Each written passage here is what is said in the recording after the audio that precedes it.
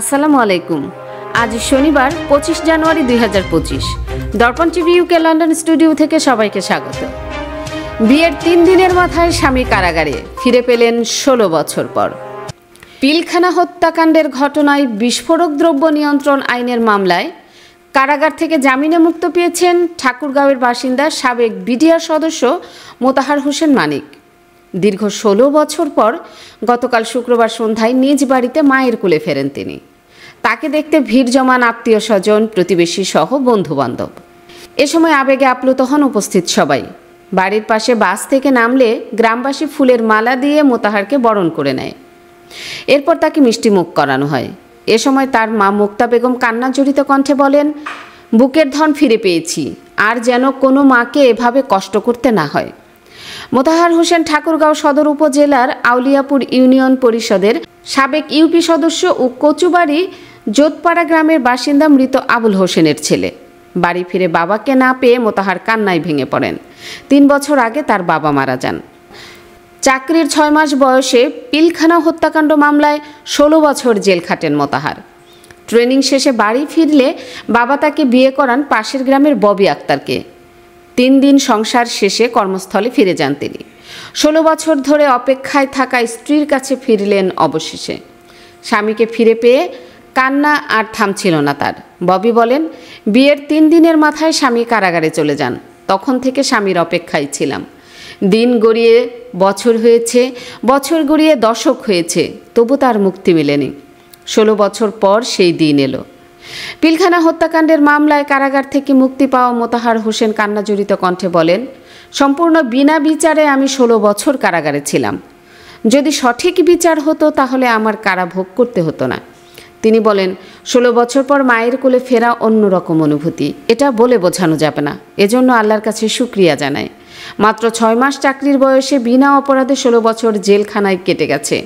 কি থেকে কি হয়েছে এটা সবাই জানে। মোতাহার হোসেন বলেন, 6 মাস চাকরি আর 16 বছরের জেল, এই অল্প সময়ে কি অপরাধ করতে পারি আমি বলেন?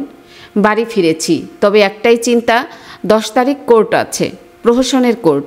মামলার বাদী বলেছেন, আমাদের উপর প্রহসনের মামলা চাপিয়ে দেওয়া হয়েছে। সরকার ইচ্ছে করলে এটি ডেস্ট্রয় বাতিল বা শেষ করে দিতে পারে। জানি না আর কতদিন হয়রানি হতে হবে, এই বলে দীর্ঘশ্বাস ফেলেন তিনি। সাবেক বিডিআর সদস্য বলেন, আমাদের অনেক অসহায় ভাই এখনও ভেতরে আছেন। তারা গুমরে গুমরে কাঁদছেন। তাদের কোনো অপরাধ নেই। মিথ্যা মামলায় তাদের ফাঁসানো হয়েছে। এই সরকারের উচিত তাদের ছেড়ে দেওয়া। তারা সবাই যেন মায়ের কুলে ফিরে যেতে পারে। তিনি আরও বলেন, 5 আগস্ট গণ অভ্যুত্থানে ফ্যাসিজম দূর হওয়ায় আমি মায়ের কুলে ফিরে আসতে পেরেছি। জমি নিয়ে হয়রানি আর নয়। পূর্বাচল প্রবাসী পল্লী লেআউট প্ল্যানের মধ্যে দিচ্ছে আপনার পছন্দের জমি মূল্য পরিশোধের সাথে সাথে রেজিস্ট্রেশনের সুবিধা। প্রবাসী পল্লী গ্রুপ, প্রবাসী ও স্বদেশীদের জন্য। কি আপা, দেখে চলতে পারেন না? সরি আপু, আগামীকাল আমার ওমরার ফ্লাইট। আমার জন্য আবায়া কিনতে হবে, হাজবেন্ডের জন্য টোপ এবং মেহমের কাপড় কিনতে হবে, যার জন্য খুবই প্যারায় আছি। আরে আপু, এটা তো কোনো সমস্যাই না। সালমা আবায়াতে আপনি আপনার পছন্দের সবকিছু এক ছাদের নিচে পেয়ে যাবেন। তাই নাকি? তাহলে তো ভালোই হয়। Salma Abaya House, 118 Whitechapel Road, London E11JE. Are you tired from pedaling a bicycle? Then it's time to get an e-bike. Get an e-bike from JMG Bike and get 6 months free services. JMG Bike. We sell and repair. We also sell bike accessories. Visit our showroom today. Remember, for e-bike, JMG Bike. 24 ঘন্টা সপ্তাহে 7 দিন আকর্ষণীয় exchange রেটে সমগ্র যুক্তরাজ্য থেকে বাংলাদেশে টাকা পাঠান। আইএফআইসি মানি ট্রান্সফার ইউকে লিমিটেডের মাধ্যমে যখনই পাঠাবেন তখনই জমা হবে আইএফআইসি কিংবা দেশের যে কোনো ব্যাংক অ্যাকাউন্ট এবং বিকাশ ও নগদ ওয়ালেটে। মানি ট্রান্সফার করতে সার্বক্ষণিক আছে আমাদের মোবাইল অ্যাপ এবং আপনার নিকটস্থ অনুমোদিত এজেন্ট। বিস্তারিত জানতে কল করুন 020-7247-9670 নম্বরে। আমাদের ঠিকানা 18 Brickland, London E1 6RF UK। IFIC money transfer UK limited, IFIC ব্যাংকের নিজস্ব প্রতিষ্ঠান। সুপ্রিয় দর্শক, এতক্ষণ আমাদের সঙ্গে থাকার জন্য ধন্যবাদ। আশা করছি দর্পণ টিভি ইউকে ফেসবুক পেজটি লাইক, কমেন্ট ও ফলো করে আমাদের সাথেই থাকবেন। আল্লাহ হাফেজ।